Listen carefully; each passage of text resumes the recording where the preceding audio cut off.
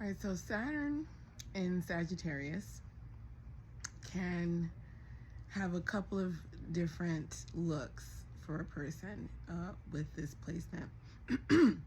Saturn can go from, or Sagittarius can be the messy, sloppy, Big Lebowski, and or it could be the highly educated academic. Okay, so if you have a parent, for example, who's highly educated, you could have a lot of pressure to reach a high standard for your education. Like, it's not just enough for you to graduate college. You know, you have to be like published, and you know, you need the accolades for your academic achievement and all that. And there could be this, you know, it could bear down on the person. Conversely, you could have a parent who's super like philosophical, and maybe they're a Buddhist and they're not like really into, you know, structured life. And you could feel like this is really messy, especially if you have like a Sun in Virgo placement, like you're like a Sun in Virgo. You know, the messiness of that can be really difficult. Just like the high standards for education cause a lot of anxiety. If you have Saturn in the 9th house,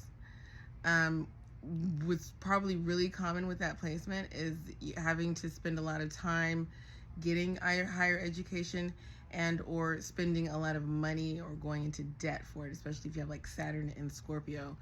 If it's in the 9th house, you could be like feeling that debt for like student loans or whatever. But both placements have this thing in common, just like all the Saturn placements. Over time, you know, it pays off. Like the paying for college is really great, right? Even though it takes a long time to get through or to pay it off, it pays off in the long run. And the same thing happens if you have like a parent that's an academic. They can really help you. There's a lot of wisdom there, even if it may seem like, you know, they're unattainable in a way. They may be like a world traveler and you never see them. You know, and like, let's say you have a house full of all these knickknacks and things. It could feel cluttered to you. If you're like, for example, again, if you're a Virgo, you know, you could feel like, you know, just claustrophobic in an environment like that.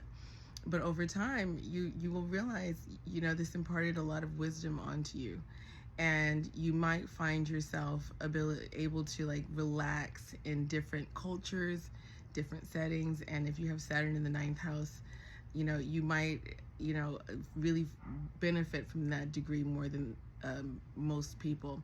And, you know, both placements could end up being the most educated, well-read, knowledgeable person in any room.